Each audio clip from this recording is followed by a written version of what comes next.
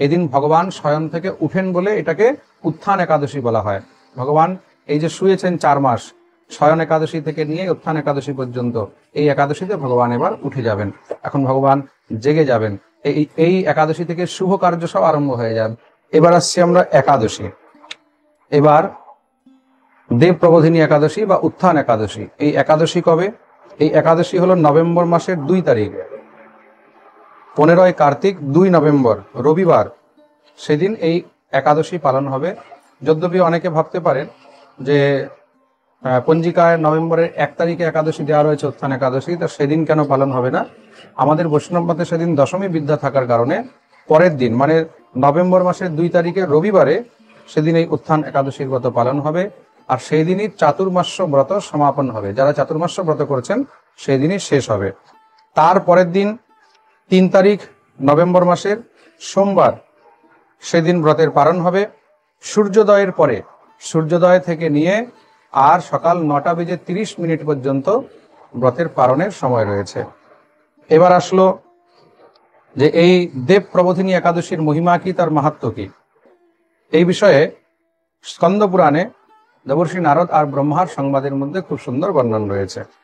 এক সময় নারদ ব্রহ্মাকে প্রশ্ন করলেন, হে পরমপিতা, এই সংসারের মধ্যে যতগুলো একাদশী আছে সেই সমস্ত একাদশীর মধ্যে শ্রেষ্ঠ একাদশী বা এমন কোন একাদশী আছে যেটার ব্রত পালন করলে সমস্ত পাপ থেকে জীব মুক্ত হয়? তখন ব্রহ্মা উত্তর দিলেন, পুত্র নারদ, এই সংসারের মধ্যে যত একাদশী আছে তার মধ্যে তাবৎ গর্জতি বিপ্রেন্দ্র গঙ্গা ভাগী রথোক্ষত ইয়াবন ন্যায়াতি পাপগ্নি কার্তিকে হরিবোধিনী। এই কার্তিক মাসের শুক্লপক্ষের যে একাদশী, যেটাকে আমরা দেব প্রবোধিনী বা হরিবোধিনী বা উত্থান একাদশী বলে থাকি, এটাই অত্যন্ত শ্রেষ্ঠকর একাদশী। অশ্বমেধ সহস্রাণি রাজসূয় শতানি চ একেন উপবাসেন প্রবোধিন্যাম লভেন্নরঃ। 1000টি অশ্বমেধ যজ্ঞ করলে যা ফল হয়, 100টি রাজসূয় যজ্ঞ করলে যা ফল হয়, একমাত্র একা এই দেব প্রবোধিনী একাদশী করলে তার সমান ফলপ্রাপ্ত হয়। তা এই একাদশী কিভাবে করতে হয়, তার নিয়ম কি, বিধি কি? পরমপিতা ব্রহ্মা বললেন, এই একাদশীর দিন কেউ যদি নিরাহার থেকে মানে একদম উপবাস থেকে এই একাদশী পালন করে তাহলে তার 7 জন্মের সমস্ত পাপ নষ্ট হয়ে যায়। কেউ যদি দিনে শুধু একবার ভোজন করে, শুধু একবার যদি ফলাহার করে, শুধু একবার ফলাহার করলেই তার 100 জন্মের পাপ, তার 1 জন্মের পাপ নাশ হয়ে যায়। খুব মন দিয়ে শুনবে, নিরাহার থেকে করলে 7 জন্মের পাপ এখানে নাশের কথা বলেছেন। সপ্ত জন্ম ভবম পাপম উপবাসেন নশ্যতি। আর এক ভক্তেন জন্মোত্থম, একবার যদি কেউ খেয়ে এই একাদশী করে তাহলে 1 জন্মের সমস্ত পাপ নাশ হয়ে যায়। শুধু তাই নয়, যেই জীব হাজারো পূর্বজন্ম থেকে যা পাপ ইত্যাদি একত্র করে রেখেছে, আমাদের পূর্বজন্মকৃত যত সব পাপ অপরাধ ইত্যাদি একত্র হয়ে রয়েছে, এই প্রবোধিনী একাদশী করলে আর রাত্রিবেলায় জাগরণ করলে, হরিবাসর করলে, তখন গিয়ে সেই সমস্ত পাপ, বলছে যেইভাবে তুলোর পাহাড়ের মধ্যে আগুন লাগালে একদম সঙ্গে সঙ্গে পলভরের মধ্যে জ্বলে পুড়ে ছাই হয়ে যায়, তদ্রূপ সমস্ত সব অপরাধ জ্বলে ভস্ম হয়ে যায়। হে দেবর্ষি, সংসারের মধ্যে পাপ অনেক প্রকারের রয়েছে। আমরা কেউ এই জন্মে অপরাধ করছি, কেউ পূর্বজন্মকৃত অপরাধ রয়েছে।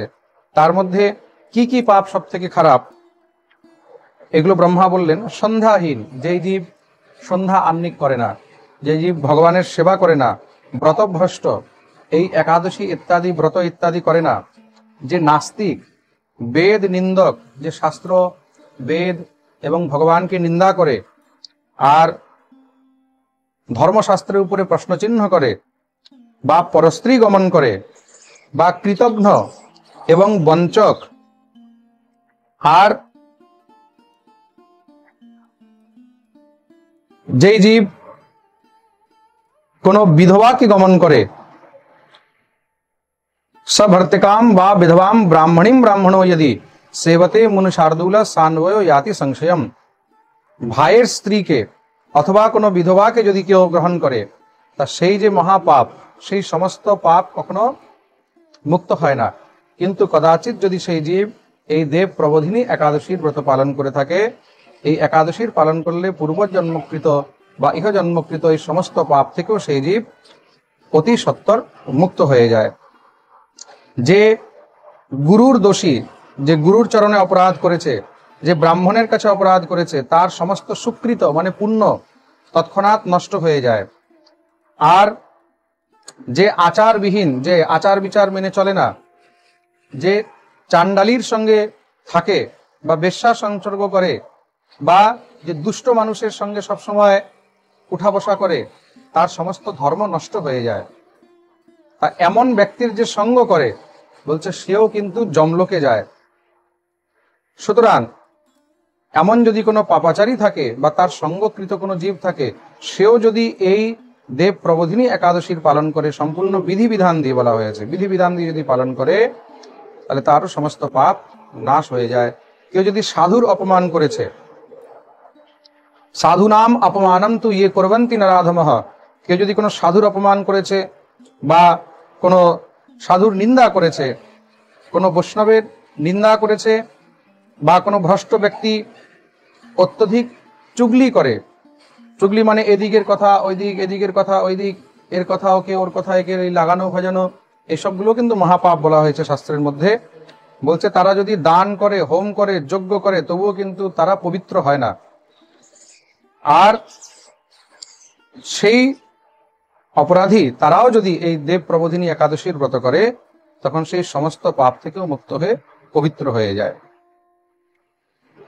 বলছেন যে জীব এই একাদশীতে রাত্রি জাগরণ করে, রাত্রি জাগরণ করলে কি হয়, তার পূর্বজন্মকৃত 10 কুল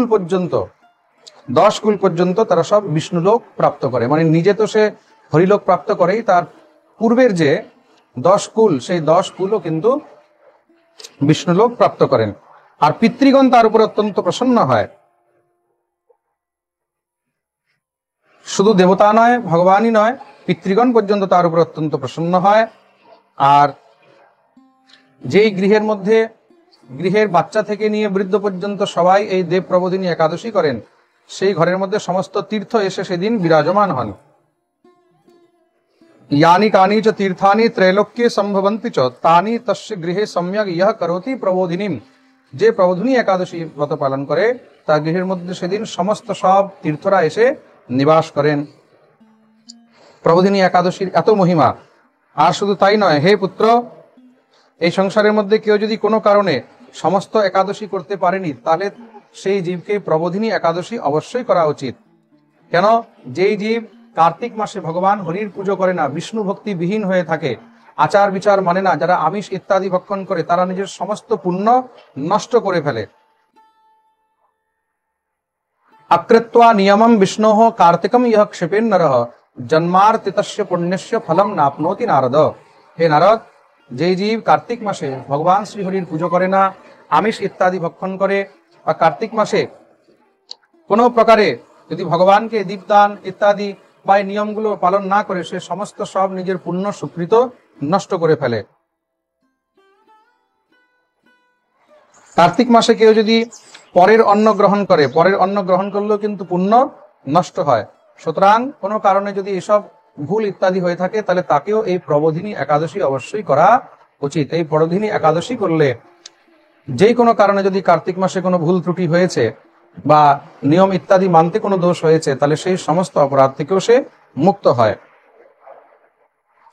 ভগবান মধুসূদন স্বয়ং বলছেন, এই কার্তিক মাসের শুক্লপক্ষের যে একাদশী, দেব প্রবোধিনী একাদশী যে জীব নিয়ম নিষ্ঠার সহকারে পালন করে, আমি তাকে সমস্ত পাপ থেকে মুক্ত করি।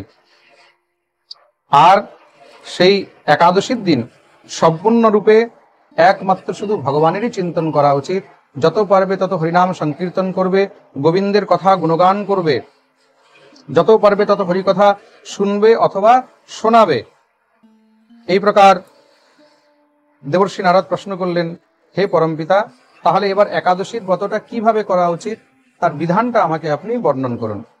পরমপিতা ব্রহ্মা বললেন, দেবর্ষি, এই প্রবোধিনী একাদশীর দিন প্রাতঃকাল ব্রহ্ম মুহূর্তে, মানে সূর্যোদয়ের আগে স্নান করা উচিত।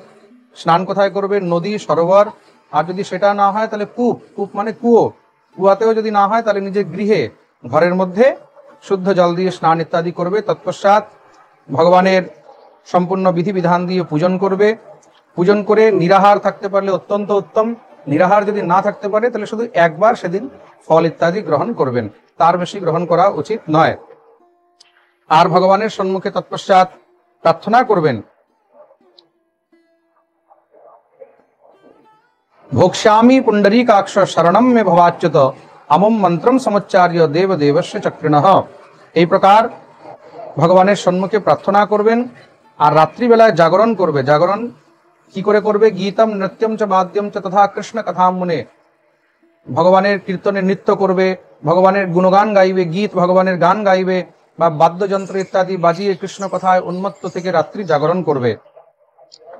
আর এই একাদশীর দিন ভগবান শ্রীহরির পুজো করে ভগবানকে শঙ্খ দিয়ে অর্ঘ্য অর্পণ করে, শঙ্খের মধ্যে জল দিয়ে, সেই জলের মধ্যে একটু কর্পূর থাকবে, চন্দন থাকবে, কর্পূর চন্দন ইত্যাদি দিয়ে তৎপশ্চাৎ ভগবানকে অর্ঘ্য অর্পণ করবে।